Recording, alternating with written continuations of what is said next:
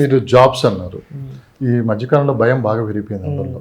So software రంగం తీసుకున్నామంటే ఏ technology వచ్చిన తర్వాత చాలామంది కంపెనీస్ నుంచి జాబ్స్ తీసేస్తున్నారు. నేను ఒక చిన్న న్యూస్ కూడా విన్నాను రీసెంట్గా.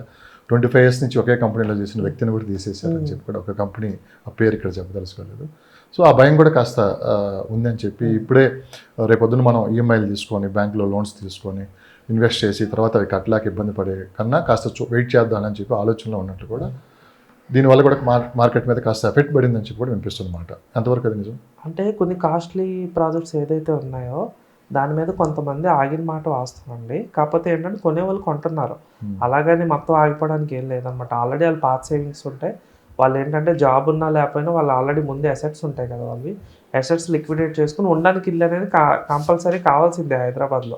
అందుకని ఏంటంటే ఒక ఇల్లు కావాలి మనకి, అది ఇన్వెస్ట్మెంట్ అది పక్కన పెడితే సెటిల్ అవ్వాలి, పిల్లలకి అది మ్యారేజెస్కి దానికి కావాలని చెప్పేమో హౌసెస్ అనేవి కొంటున్నారు అనమాట. అంతేగాని ఈ జాబ్స్ పోయాయని చెప్పి మరీ ఆగిపోవడం అయితే లేదు. కానీ బడ్జెట్ మార్చుకుంటారు అంతే. ఇప్పుడు 1 crore కొనే వాళ్ళు 60 lakhsకి వస్తారు, 60 lakhsతో కొనే వాళ్ళు 50కి వస్తారు. ఇంకా కావాలంటే కొద్దిగా దూరం వెళ్తారు. అంతేగాని కొండం అయితే ఆగిపోరు అనమాట. మళ్ళీ వాళ్ళు కూడా 6 monthsలో మళ్ళీ జాబ్స్ వస్తే మళ్ళీ ఎత్తుకుంటారు, కామన్ అది. ఎందుకంటే 2008 రెసిషన్ వచ్చినప్పుడు కూడా మార్కెట్ ఆగింది, 1-2 years ఆగింది. మళ్ళీ మార్కెట్ అనేది జరిగింది కదా, లేకపోతే ఇన్ని అపార్ట్మెంట్లు కట్టరు కదా. ఇప్పుడు గచ్చిబౌలి సైడ్, నానక్రామ్గూడ సైడ్ మీకు 2010 బిఫోర్ ఏం లేదు. ఓకే, అంత మైండ్ స్పేస్తో ఆగిపోయి ఉన్న సిటీ ఇంతవరకు వచ్చిందంటే మళ్ళీ జాబ్స్ రావడం వల్లే. మళ్ళీ జాబ్స్ రావడం, శాలరీస్ పెరగడం అవన్నీ కామన్, ఆ ప్రాసెస్ జరుగుతుంటుంది. ఎవ్రీ 10 yearsకి ఒకసారి జాబ్ లాస్ అనేది కొద్దిగా ఉంటుంటుంది ఐటీలో. ఎక్కువ మంది రియల్ ఎస్టేట్లోకి ఎంట్రీ అవ్వటం వల్లే మార్కెట్ మీద కూడా ప్రభావం చూపించింది. ఎందుకంటే గతంలో 2 years బ్యాక్ 3 years బ్యాక్ మనం తీసుకున్నామంటే మార్కెట్ మంచి భూమి ఉంది, చాలా తక్కువ కంపెనీస్ ఉన్నాయి. సో దీంట్లో లాభాలన్నీ తెలుసుకున్న తర్వాత చాలా మంది జాబ్స్ కూడా రిజైన్ చేసేసి ఒక టీమ్గా ఏర్పడి ఒక 5 members 6 members వాళ్ళు ఒక 4 acres 5 acres తీసుకోవడం, దాన్ని డెవలప్ చేయడం, ఇలా రకరకాలుగా కంపెనీస్ రావటం, దాంతోపాటు అనుభవం లేకపోవటం వీళ్ళందరికీ మార్కెట్లో రకరకాల రాంగ్ కమిట్మెంట్స్ ఇస్తూ ముందుకెళ్తూ ఒక గందరగోళ వాతావరణం తీసుకుని వెళ్ళారు అంటే మీరు ఏం చెప్తారు? అవునండి, జరిగింది అది. కానీ మొత్తం జరగలేదు అది. 5 to 10% అయితే కొంతమంది ఎవరైతే ఉన్నారో వాళ్ళ ఇన్ఎక్స్పీరియన్స్ వల్ల కొద్దిగా ఏంటంటే వాళ్ళు ప్రాపర్ కమిట్మెంట్ ఫుల్ఫిల్ చేయలేకపోయారు. దానివల్ల ఏంటంటే ఎవరైతే, అందుకే చెప్తున్నాను మీకు, అపార్ట్మెంట్స్ కొనుక్కునే వాళ్ళు కూడా Tier 1 బిల్డర్స్ దగ్గర ఎక్కువ మంది కొనుక్కుంటారు. మామూలుగా కొత్తగా వచ్చే బిల్డర్లు ఏంటంటే ఆల్మోస్ట్ వాళ్ళు కంప్లీట్ చేయాలి, 80% వర్క్ కంప్లీట్ చేస్తే కానీ మార్కెట్ రాదనమాట వాళ్ళకి. అంతేగాని ఇనిషియల్గా వాళ్ళకి ఎక్స్పీరియన్స్ లేకుండా ఎక్కడ ప్రాజెక్ట్ వేయకుండా గ్రౌండ్లోనే మొత్తం డబ్బులు ఇచ్చేయడం అన్నది మాత్రం కరెక్ట్ కాదు. అలాంటివి నేను కూడా చూసున్నా, కొంతమంది మాకు కాల్స్ వస్తుంటే గ్రౌండ్లోనే మొత్తం డబ్బులు ఇచ్చేసారు వాళ్ళు. వాళ్ళకేమో ఇంకా రిజిస్ట్రేషన్స్ అవన్నీ ఇంకా అవ్వట్లేదు అనమాట. బిల్డర్ అంటే గ్రౌండ్లో ఎవరికి ఇవ్వకూడదండి, స్టార్టింగ్లోనే ఎలాగిస్తారు.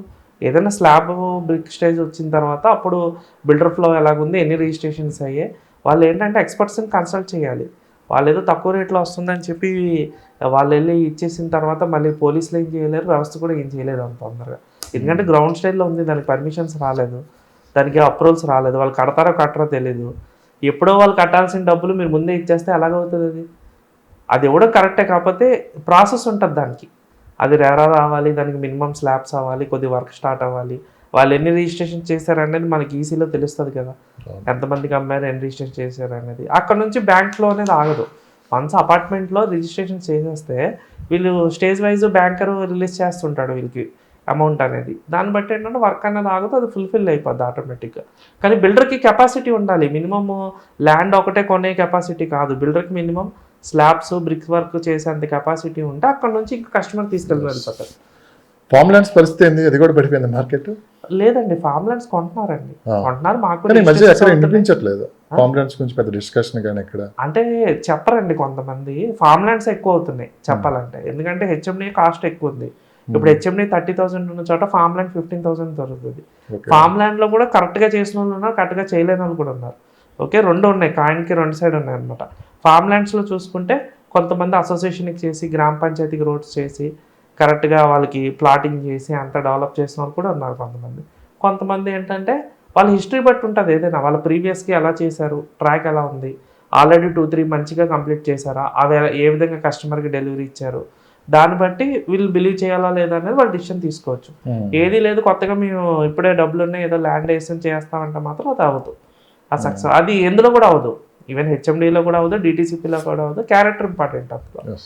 బిల్డర్ కూడా కన్స్ట్రక్షన్ చేసిన వాళ్ళకి కూడా అదే పరిస్థితి ఉంటుంది అన్నమాట. అంటే పరిస్థితి చూస్తుంటే కాస్త మిడిల్ క్లాస్ పీపుల్ ఈ రియల్ ఎస్టేట్ రంగం దూరం అయ్యారంటే.